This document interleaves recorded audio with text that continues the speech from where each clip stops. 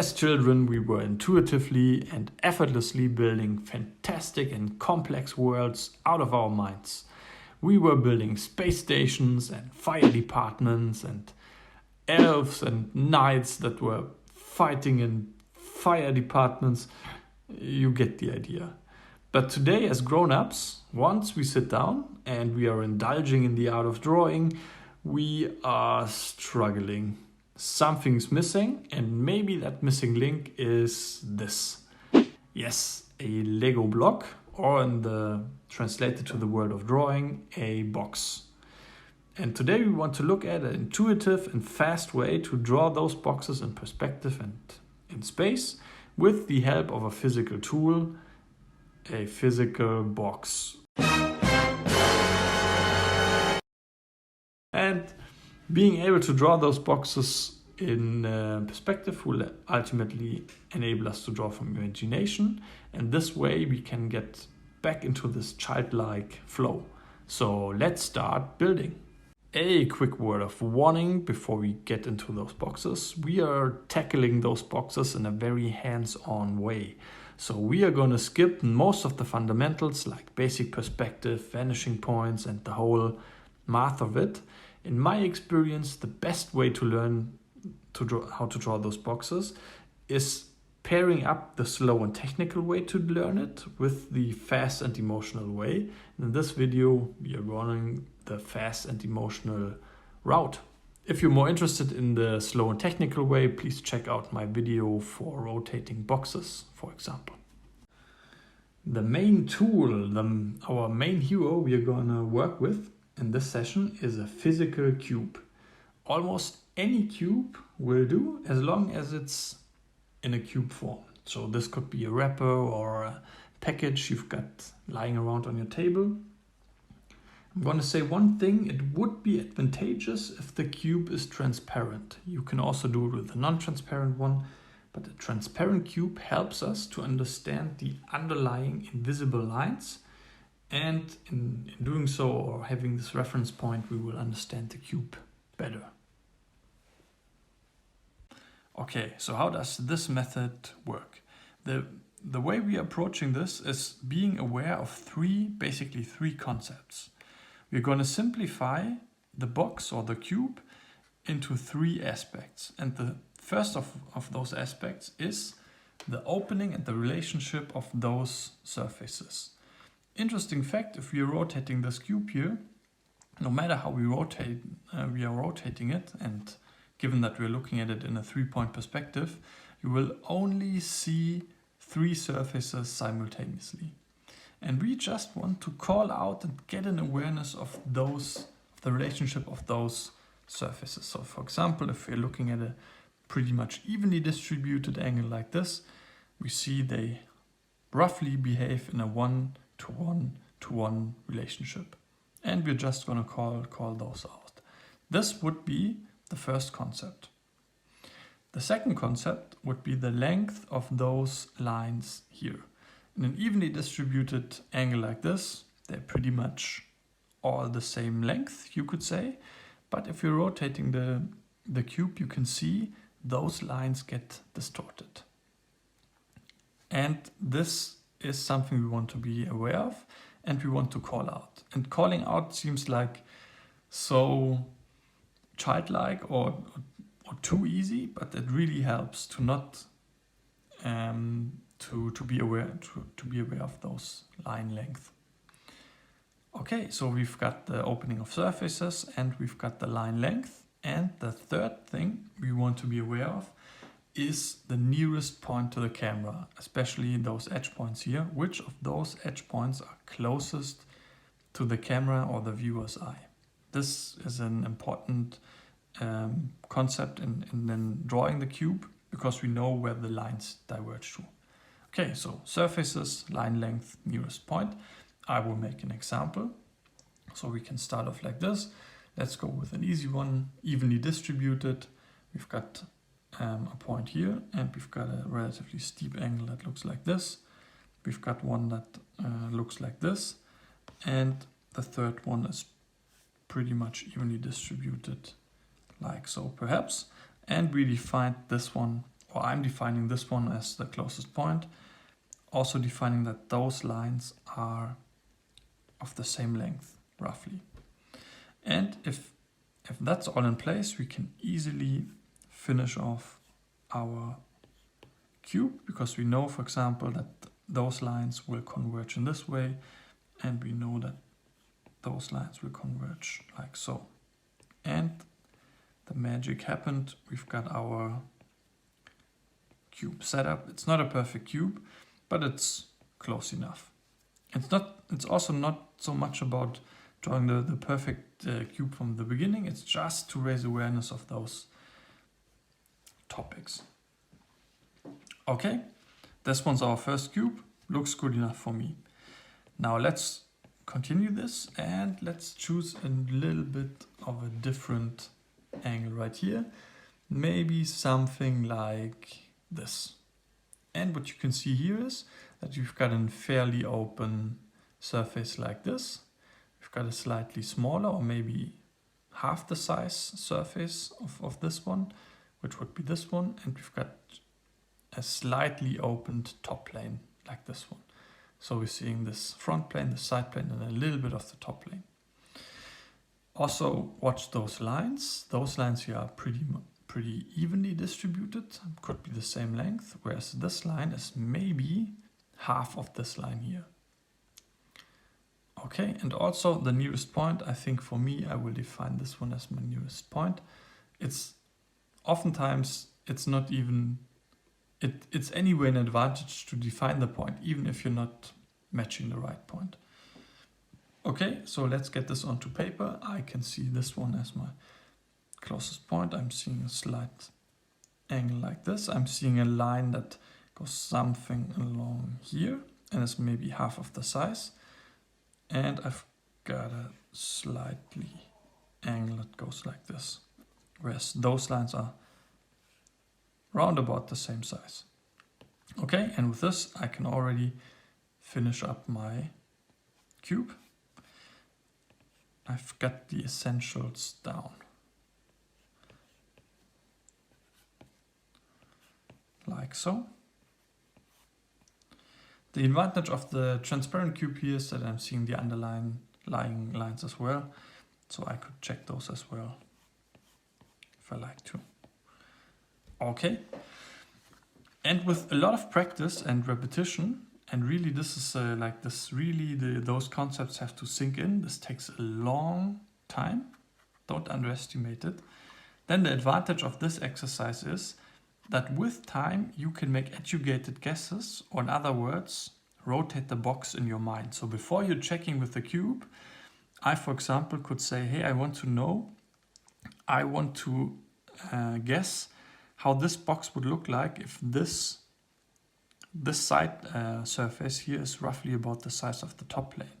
Can I draw this out of my mind without checking with the cube? I'm putting this one aside.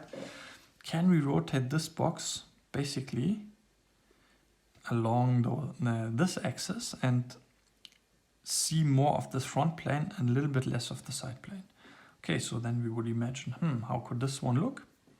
I still want kind of this surface here bigger. Maybe this could look like this. And I want this one, I still want to keep the size of this top plane like so, but I want this one to be smaller. Okay, maybe I could do something like this. And what we've done now, it's still not a perfect cube or even a correct cube, but the most important thing is we can influence the openings of those surfaces. And this will bring us a long way. Okay, so let's finish this off with the final cube. Let's perhaps choose something different, something like this. Again, I'm going to call out the surfaces. I'm seeing a fairly open or frontal face here. Let's call this the frontal face. I'm seeing those side planes in here. which this one's again maybe like a third or a half of this one, and a slight one of the side plane right here. I could also define this one as a nearest point to the camera and go with something that looks like this, like this, like this. Okay, defining this one as the closest point, then I know where those lines are vanishing to. And there we have it. This will be our cube right here. Okay, so yes, that's the basic concept of this exercise. Okay, so now let's apply this newly learned concept to a little bit more complex example. So for example, a real world application could be we want to simplify the structure of this person into simple boxes and get the basic angles and perspective and structure of it. Again, we want to, I'm gonna kick off to draw this person here with the head of the cube, and then we are gonna improvise more with the dog, because who doesn't want to draw the dog if the dog's in the picture? Would be a shame. Okay, so how can we apply this?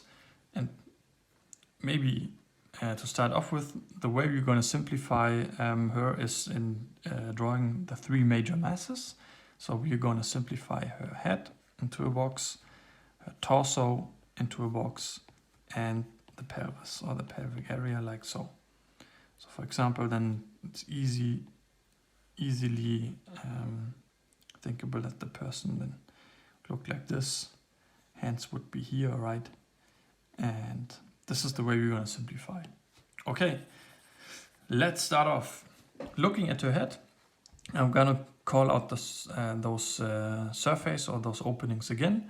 I'm guessing I'm seeing a bigger part of her side plane here, a little bit of the back of the head, so of the back plane, and just a slight bit of the top plane.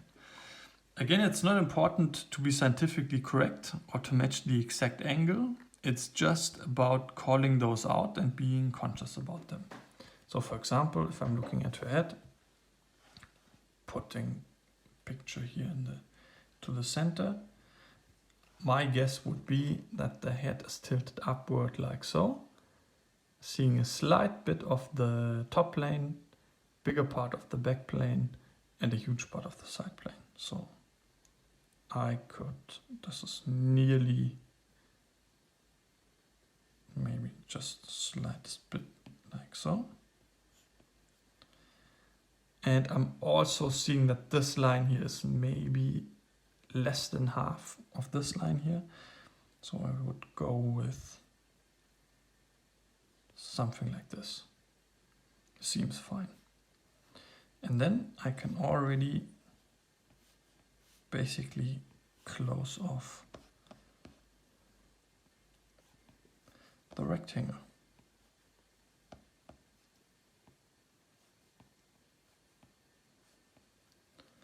This then would look like something like this. Now you could argue this is too extreme. The angles doesn't match, but this is really the beauty of the cube. You can adjust it however you like. For example, in this case, I would guess this plane here is a little bit too big. Then we can easily adjust it and say, hey, we want this a little bit more frontal and this one a little bit smaller. You can anytime make those adjustments easily. For example, like so. Defining this one as the closest point to the camera. Maybe this one matches a little bit better. Okay, nice. So I've got a rotation for the head I like. I would guess this matches up. Putting it like here. Again, we can continue with the torso, which is, I think, however you like to see it. I like to see that she's reaching down to the dog, so I would rotate it this way. Really doesn't matter so much. You can do this any way you like. It's much more important to call them out deliberately. I would also guess that I'm seeing a little bit of the side of the torso here. So I would like to go with something like this. here. And then I can easily get those forms down. I'm seeing something like this, and I'm seeing a slight rotation to the right, defining this one as the closest point to the camera. And you can already see how easily we can capture those planes. We can make the boxes beautiful afterwards. Okay, head and torso already captured. And now we can look at the pelvis. My first guess, without looking at the cube, I would guess it from the pelvic area, pelvic bone. We would see a part of the side plane here, and we would see a slight upward angle of the pelvis, and we would see the biggest portion of this front plane right here. Now we could argue or guess, am I seeing a little bit of the bottom? Am I seeing a little bit of the top? I would like to think, and this is just my definition, it's basically impossible to see correctly. Maybe if you have a lot of anatomy knowledge, but basically I would guess we're seeing it roundabout like so, and I would like to interpret that we're seeing a little bit of the bottom surface like so. Again, defining, and this one's tricky. Maybe I will define this one as the closest point to the camera. So I can just go ahead, draw this like so, and maybe I'm rotating it like this, making this one clearly shorter, like so, and like so. This is this 2:1 ratio right here. This is the closest point to the camera, so every other point will converge to it. Okay, so then we would basically, maybe this is a little bit exaggerated, but that's fine. Have something like this, and we're seeing the slightest bit of this bottom plane, wherever those are meeting. Okay, and there we have it. Maybe I would position this a little bit differently, maybe like so. Okay, and there we have it. This is our simplified version of her body. And from here on out, you would have every possibility to adjust this character, to change the torso, to change the head direction. But it would be this would be a really awesome structure for drawing her character. And to finish this one off as a torso, drawing it like this, getting in her legs, this leg as well, even getting in her arms, which could look like so, and yeah, her reaching down like so. Okay, nice. So we've got the person down, and now we want to be a little bit more creative with the dog. And what I mean with creative is we starting to rotate those boxes in your mind.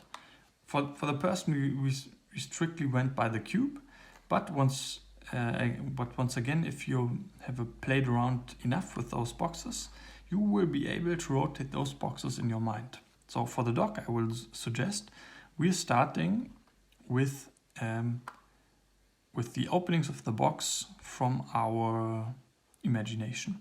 So what I can call out here is that I'm seeing a fairly open frontal plane like this. What I'm also seeing is a little bit of the top of his head. He's tilting it slightly down, and a little bit of the side plane right here. So my guess would be that we're seeing something like this, simplifying the dog's head to a box as well.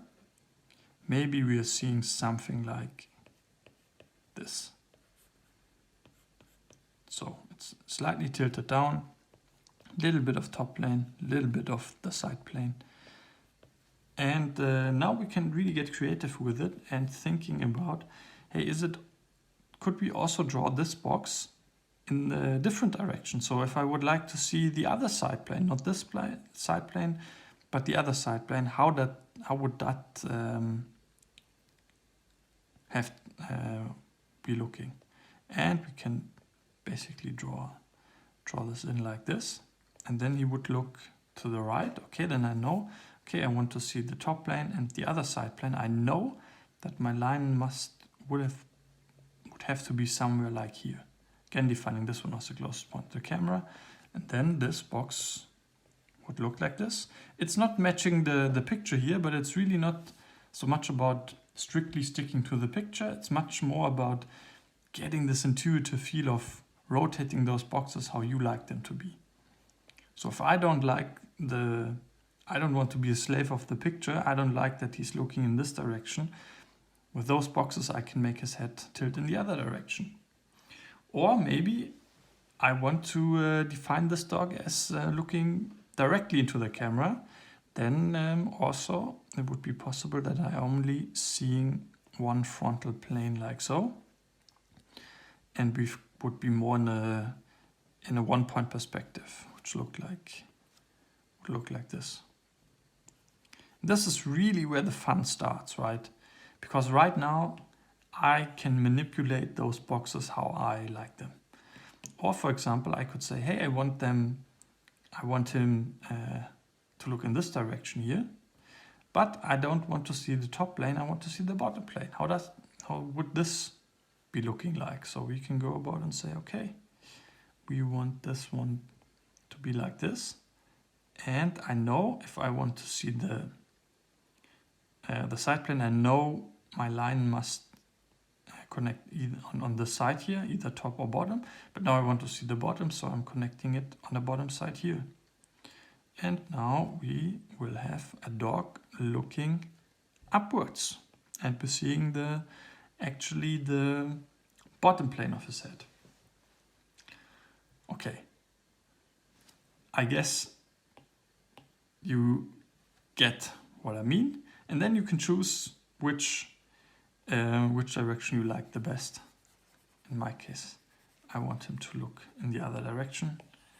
I like that as well. Dog is not happy with its owner. Okay, but yes, that's the fast way to rotate those boxes. This method or this approach, which I just shown you, goes hand in hand or works greatly with the draw a box exercises and tutorials. Those are awesome, and they go a long way in helping you with this exercise. If this was too hard to understand or it doesn't come natural to you, don't dread over it. It's the most normal thing. Everybody goes through the same hurdles here. And those draw a box exercises help you out a lot with this approach here.